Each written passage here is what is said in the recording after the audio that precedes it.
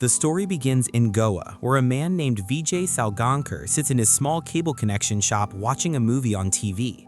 He's a huge fan of cinema, not the kind who just watches for fun, but someone who truly lives every moment of it, feeling the story as if he's inside it. Just then, Raghav walks in, the guy who works at Vijay's shop and handles customer payments. He's about to say something, but Vijay immediately stops him, fully locked in on the movie. The moment it ends, Raghav goes, "Man, that chase scene was insane." But Vijay shrugs it off and says, "Nothing special, just fast cuts and dramatic background music to grab attention." Raghav jokes, "Bro, you should just make your own movie someday, show everyone how it's really done." Vijay shuts him down instantly. "Cut the nonsense. Did you collect the payments or not?" Raghav nods. "Yeah, I did, but like always, Inspector Gaitonde created drama before paying, and Pintu Uncle's TV still isn't working." Vijay brushes it off. "That's their TV problem." Raghav smirks. "Yeah, I told him that, but he called you a rascal." Then he starts teasing. "Calling you uneducated or a dropout would have been fine, but rascal? That's too much." Vijay instantly realizes he's being messed with, grabs a ruler, and smacks him hard as Raghav runs off laughing. Later, Vijay heads to an old man named Swami's restaurant, a place he visits every day for tea and snacks, and the two share a really close bond.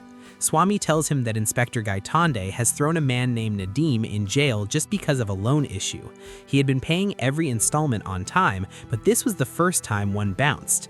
Now, his parents are sitting in a restaurant waiting for Gaitonde, hoping to request him to release their son.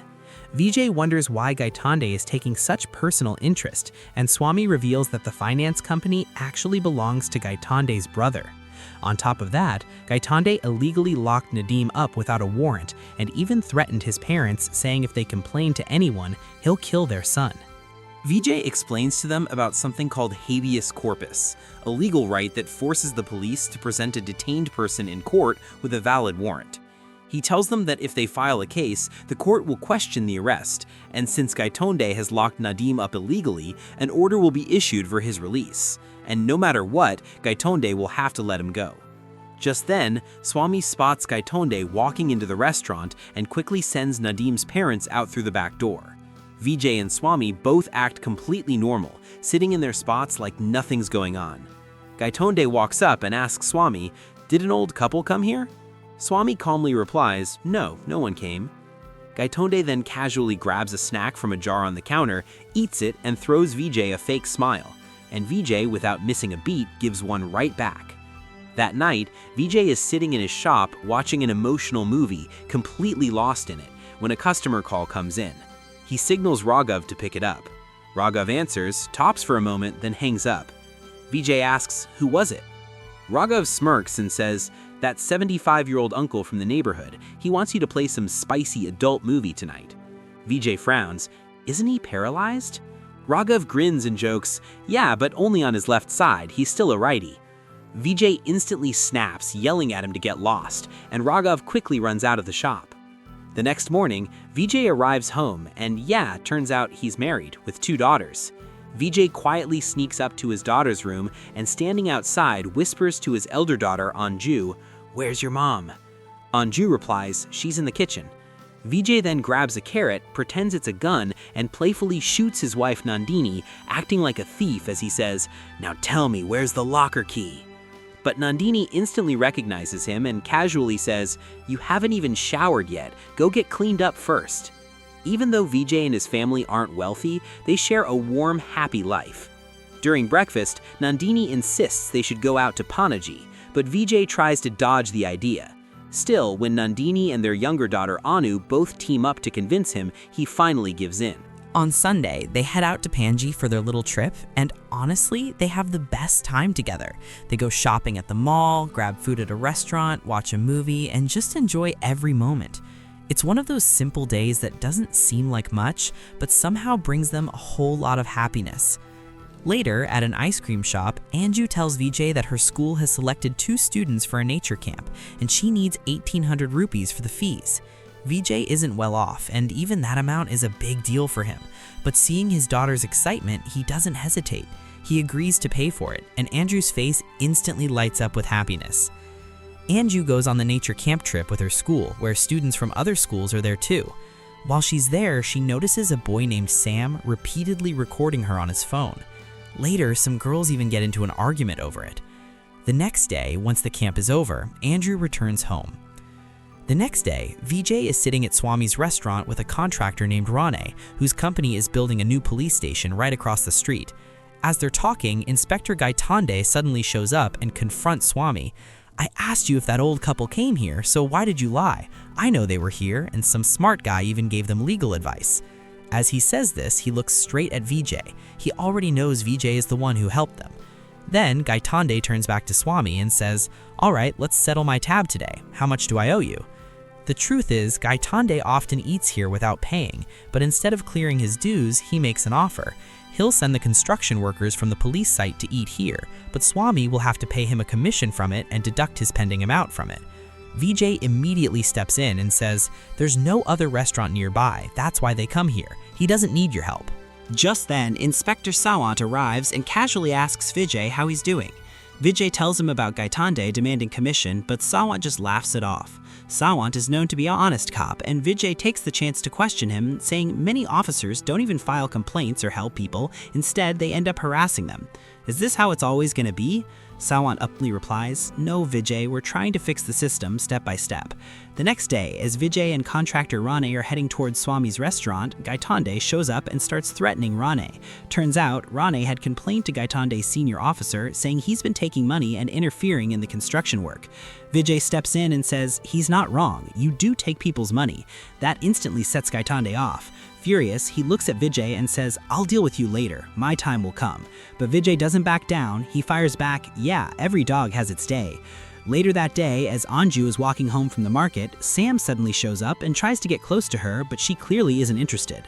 Then things take a dark turn. Sam shows her a video on his phone. It's of Anju changing clothes in the dressing room, secretly recorded during the nature camp. Shocked and scared, Anju begs him to delete it, but Sam coldly says, "If you want it gone, meet me behind your house tonight." Anju keeps pleading, almost in tears, but he just walks away after saying that. That night, heavy rain pours down as Anju, reluctantly agreeing to Sam's demand, sneaks into an old, abandoned room behind her house. But the moment Sam enters, he realizes Anju's mother, Nandini, is there too. Sam angrily snaps at Anju, "You tricked me. I told you to come alone." Then, holding up the video, he threatens Nandini, "I'll make this go viral." Both Nandini and Anju break down, begging him, "Please, just delete it." Sam smirks and says, "Fine, I'll delete it, but only if you give me everything I came here for, or else I'll release the video." In that instant, Anju grabs an iron rod and strikes Sam on the back of his head. Sam collapses instantly from the blow, hitting the ground hard, and Anju doesn't stop. She smashes his phone repeatedly with the iron rod until it's completely destroyed. Suddenly, Nandini realizes Sam isn't breathing. He's dead. Anju tries to wake him, but he doesn't move. Panicked, they dig a hole in their garden and bury his body, and in the chaos, little Anu happens to see everything. The next morning, when Vijay finds out, Nandini panics, saying they should report it to the police. Vijay calmly explains that doing so would ruin Anju's entire life. Just then, Anju comes to him and says she found Sam's car keys. Vijay immediately goes with her to the same room where they attacked Sam and notices his broken phone lying there. He tells them they need to clean the room completely. As Anu puts Sam's phone into a plastic bag, Vijay's eyes catch the SIM card. Being a huge fan of crime movies, he instantly remembers how in films, police trace a SIM to track a phone's last location.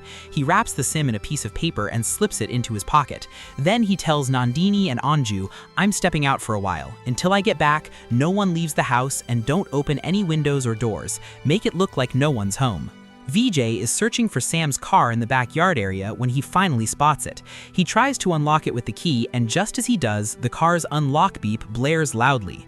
By coincidence, Inspector Gaitonde is standing nearby, collecting passport verification fees from someone.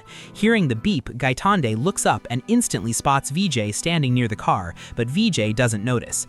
Realizing the risk, Vijay quickly jumps into the car and speeds off before Gaitonde can react. On the way, Vijay spots a board about a satsang happening in Panji on October 2nd and 3rd, and instantly his movie-driven mind starts putting together a plan. He stops at a phone shop, buys a cheap keypad phone with a full battery, and asks the shopkeeper to insert the SIM into it. After that, he leaves. While driving, he sees the phone lighting up with multiple calls and messages coming to Sam's number. VJ then pulls over near a line of trucks parked for interstate deliveries. He carefully wipes off his fingerprints from the phone and quietly tosses it into one of the trucks, making sure there's nothing that can trace it back to him. After that, VJ reaches an abandoned quarry where there's a large pond. Without wasting a second, he pushes Sam's car straight into the water. Within moments, the car slowly sinks beneath the surface and completely disappears. VJ watches it go under and then quietly walks away. That night, when VJ gets home, Nandini tells him that Sam was actually the son of Goa's Inspector General of Police. Hearing this, VJ's face drains of color, stunned by the revelation. The IG, Meera Deshmukh, is a ruthless police officer, feared for her methods. She can make even the most hardened criminals spill the truth and confess to their crimes, no matter what it takes. But VJ, with his sharp mind, had already cooked up a plan. He tells his family, "Tomorrow we're leaving to the satsang in Panji." Nandini hesitates, but the satsang ended today. VJ calmly insists, "Do as I say. We need to stay out of here for 2 days, and everyone has to act completely normal, like nothing ever happened." Here, Sam's father, Mahesh, notices Meera and tells her Sam's phone has been switched off since last night. But Meera doesn't seem too worried. She replies, "You keep bothering him with calls. That's probably why he turned it off. At this age, kids need some freedom." After saying this, Mahesh gives Meera a quick kiss and heads off to work. VJ takes his family and leaves by bus for Panji. Once there, they find ways to pass the time, heading to the satsang site only to see it's already over and everything being packed up. They spend the next 2 days at a hotel, watching movies and trying street food. Eventually, they start their journey back home. Once they reach, Vijay turns to Nandini and Anju and says, "From now on, whatever we buy, make sure to get the bill, even for the smallest things." The next day, Vijay and his family are in the garden when a police car pulls up. An inspector steps out and starts walking toward Anju. Vijay notices how scared she looks. Just as the inspector is about to reach her, Vijay casually steps in front of Anju, standing calmly, and starts chatting with the inspector as if nothing unusual is happening. The truth is, no one, including the police, knows yet that Sam is dead. As soon as the inspector leaves, Anju, overwhelmed with fear, starts crying, Vijay immediately comforting her and giving her the support she needs. When Meera traces Sam's phone, she discovers that it's been moving across several states in India and was finally switched off in a village called Kanchipuram. Meanwhile, Vijay keeps a close eye from his shop's balcony. The moment he sees even a hint of activity at the police station, a chill runs down his spine. He starts worrying that maybe the police have found a clue linking him to Sam's case. The very next day, some people swimming near the abandoned quarry spot the submerged car and inform the police. Inspector Meera arrives on the scene immediately, but she doesn't overreact. Calmly, she tells all the officers that this news must not reach the media.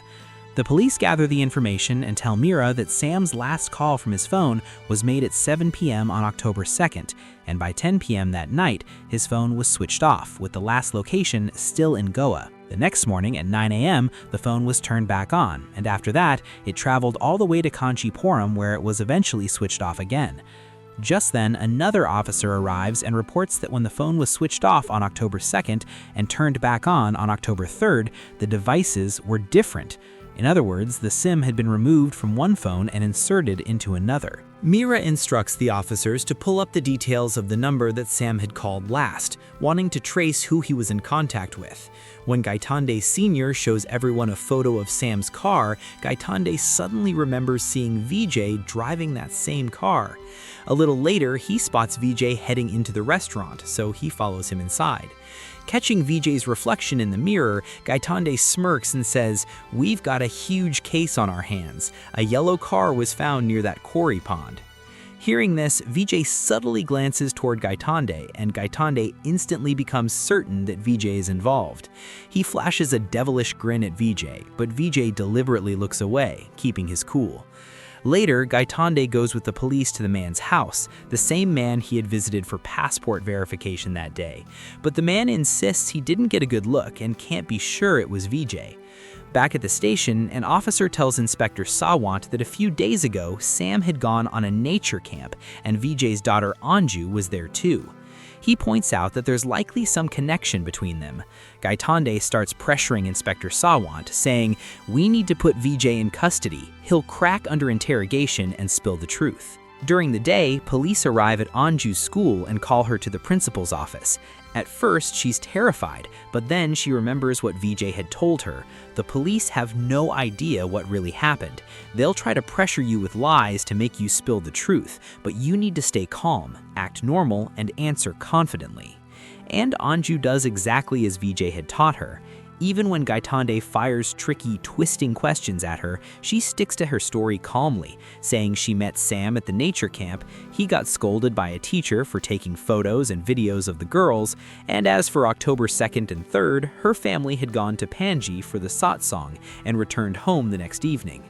After that, the police arrive at Vijay's house. Nandini panics at the sight of them, but Vijay quickly shows up, having learned that the police had gone to Anju's school to question her. When Inspector Savant starts questioning Vijay, he responds with complete confidence, saying he doesn't know Sam, has never seen Sam's car, and wasn't even in Goa on October 2nd and 3rd. They were in Panji. When the inspector asks what they did in Panji and if he can show any proof, Vijay calmly produces movie tickets, restaurant bills, hotel receipts, everything from those 2 days. Inspector Savant and Gaitande report everything to IG Mira, and the next day she calls Vijay and his family in for an official investigation. During the questioning, everyone sticks to the same story. They were in Panji on October 2nd and 3rd, attended the satsang, watched movies, ate at restaurants, and even Vijay's youngest daughter, Anu, confidently repeats the answers Vijay had coached her on. But Mira isn't convinced. She says, call someone Vijay meets regularly and bring them to the station tomorrow. Let's see if they actually saw him in Goa on October 2nd and 3rd. That night, Vijay tells Nandini, don't think they've given up on us. They'll come back, and next time, they'll be twice as prepared. The next day, IG Mira calls in Swami, at whose restaurant Vijay had their daily breakfast, the driver who had taken Vijay and his family to Panji, the restaurant owner where they had eaten, the hotel owner where they stayed, and even Raghav, the boy who worked at Vijay's shop. But every single one of them says the same thing.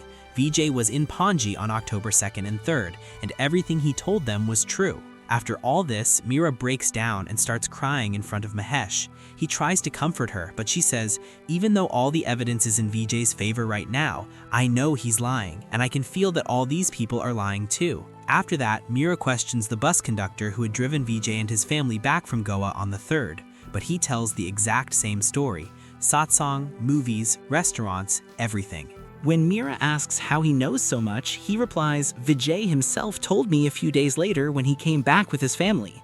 And he adds that Vijay had even asked him to stop the bus so he could withdraw money from an ATM. Then, when Mira checks the ATM's CCTV footage and sees Vijay withdrawing money on October 3rd, she's stunned. She can't believe it's possible. Mahesh tells Mira, it's over. Now Vijay even appears on the CCTV footage on October 3rd. This proves that he and his family were in Panji on the 2nd and 3rd, and they've been telling the truth all along. Then Mira finally figures out the whole plan. Vijay didn't go to Panji on the 2nd, he went alone on the 3rd. That day, he bought tickets, ordered food for his whole family, and even withdrew money from the ATM. The next day, he took his entire family to Panji. Everything he had told people, the satsang, the movie, the meals, actually happened on the 4th.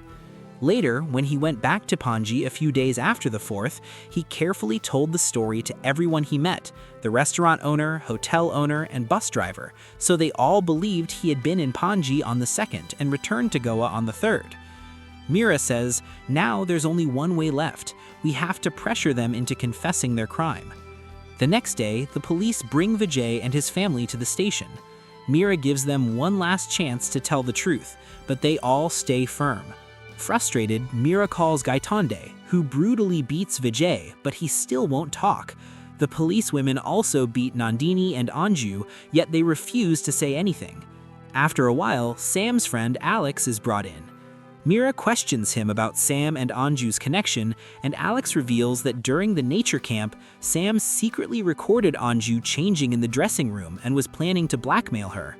This shocks Mira, and she turns to Vijay saying, I just found out about this clip. Now tell me the truth. Where is Sam? Vijay replies, I don't know, ma'am. Mira orders Gaitande to get the truth by any means, and he brutally beats Vijay and his family, but they still stay silent. Even little Anju says she doesn't know anything. Later, Gaitande throws Vijay, Nandini, and Anju out of the room and threatens Anu, saying if she doesn't tell the truth, he'll kill her. Terrified, Anu finally breaks down and says, "Please don't hurt me, I'll tell everything." Then they take Vijay's daughter to the garden where they had buried Sam. Mira has some people dig at the spot where Anu claims Sam's body is, but when they open the bag, everyone is shocked.